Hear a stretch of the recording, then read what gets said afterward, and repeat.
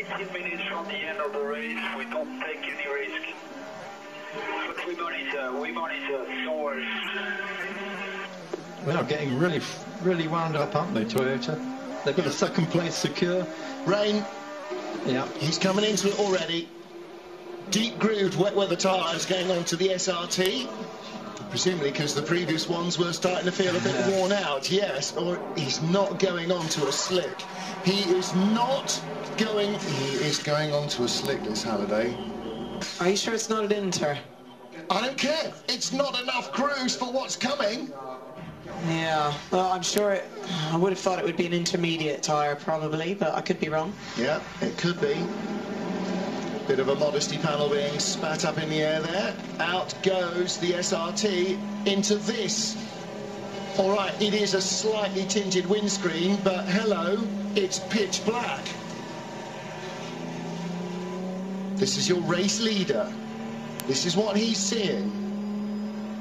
Rain clearly coming down from the crowds in front.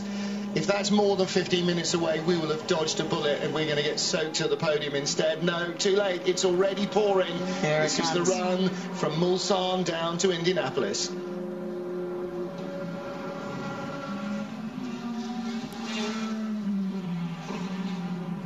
Well, it's already wetter than it was a lap ago, and it's starting to rain there. Yeah, I personally would want to be on wet tyres right now. I don't know about these other drivers, but I'd be feeling pretty happy that that was the decision the team had made at this point. Damien Faulkner tells us it's raining heavily at the station in the centre of Le Mans. It will be coming this way. Oh, I didn't even get to say goodbye. He's gone already. He has gone. Speedy. Yeah, didn't notice. He's got train to make. Rain on track, corners 76, which is Mulsanne corner, to 96, which is Indianapolis. And there's our LMP AM leader, sorry, GTE AM leader. Yeah. There it is, the 76 car. That John Carbonet on board at the moment, a Le Mans rookie, unlike his team owner, Raymond Narak, who has won this race in GT2 before. That was back in '96. Spits and spots on our commentary box window at the Ford chicane. Not heavy, but spotting with rain. And Vernet's got a good lead. I mean, they are getting on for a lap in front of Lorenzo Casi and Marco Ciocci in the two Ferraris, and those guys are 2 minutes apart. So, of all the classes, actually, Vernet is the only one that's sort of feeling a little comfortable. But look at the wind blowing up the Mulsanne. Goodness, if rain doesn't follow that within the next couple of minutes, then my name's Henk van Hemering the Dutchman. Hey? Yeah, it's an old gag. I think we better change this to the Mistral, not the Mulsanne. Yes, yeah. Really, that's just this great blast of wind before the storm, isn't it, Liz? It's you feel it coming. Pat Dempsey, look, just so glad. I think he's not having to sit in the car. I was just thinking that. I think he's thinking to himself, gee, I'm glad I'm not in there. Yeah, I don't blame him. Pulled the play fake and handed it over to Pat Long to take on the whole offense.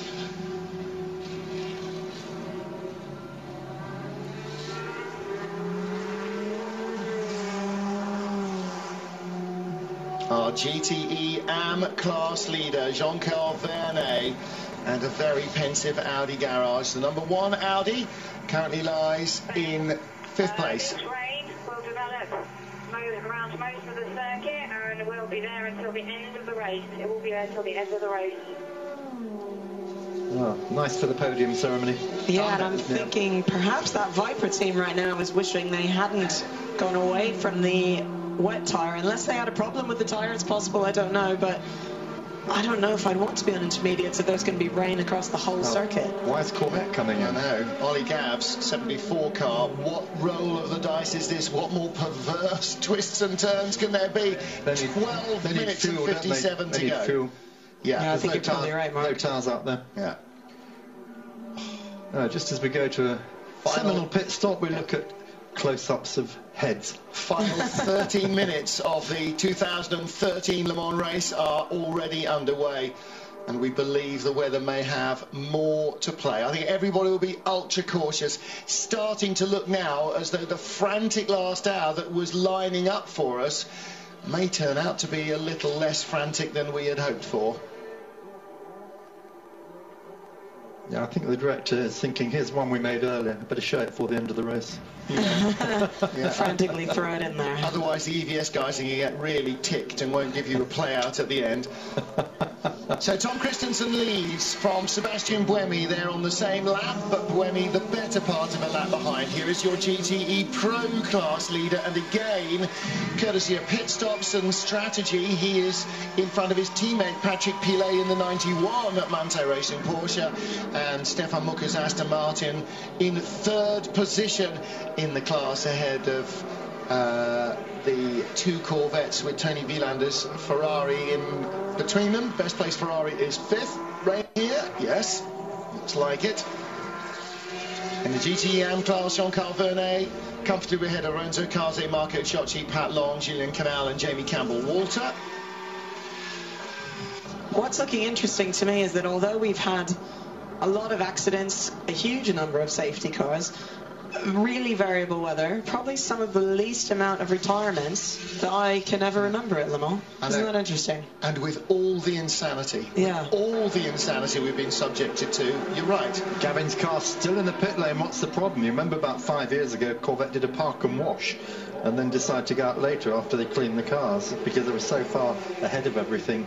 Everyone booed them for that, although they did win. But why is this one parked up now? Well, he's obviously got a problem that he thinks he won't get to the end, so save it for the last lap. I think you know what it is? His problem. Back the pace off a little bit.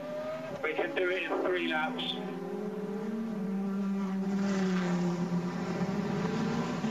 Well, Gav's problem can't be tyres, because they could have fixed that. It can't be fuel, because they can fix that. They can top him up instead of park him. So it must be something that's not fixable but limp roundable on the final lappable. So that sounds like transmission or engine fairly major malady. Now we're going to hear now from Aston Martin racing boss Dave Richards. I suppose really it's been a terrible weekend for us all. You know, it started off with a bad accident and we all know the situation there. And of course, you know, the whole team pushed then because they wanted to get the win for Alain as a tribute to him. But a series of small incidents, like in motor racing, small accidents, small mistakes, and we don't quite achieve it this weekend. Not our best weekend, I'm afraid. Thank you very much, David.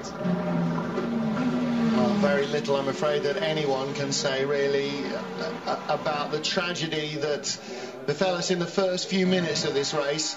The very sad loss of Alan Simonson when his Aston Martin got away from him, crashed at high speed at Tertre Rouge.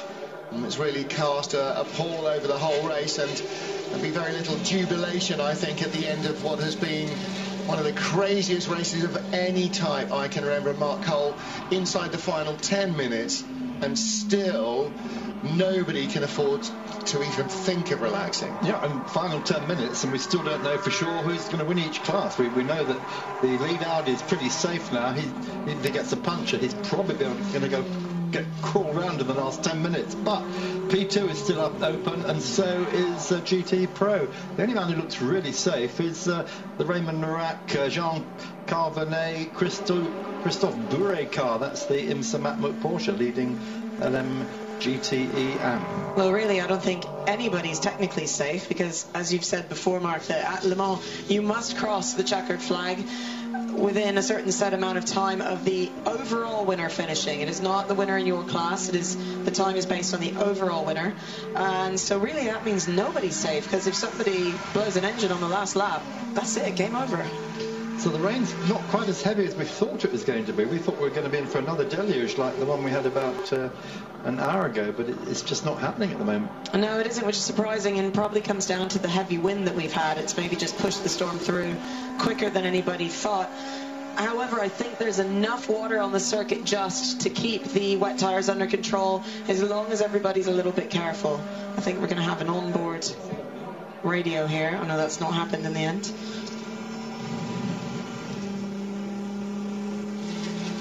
Just can see the wet here on the circuit. Again, really mixed throughout the track.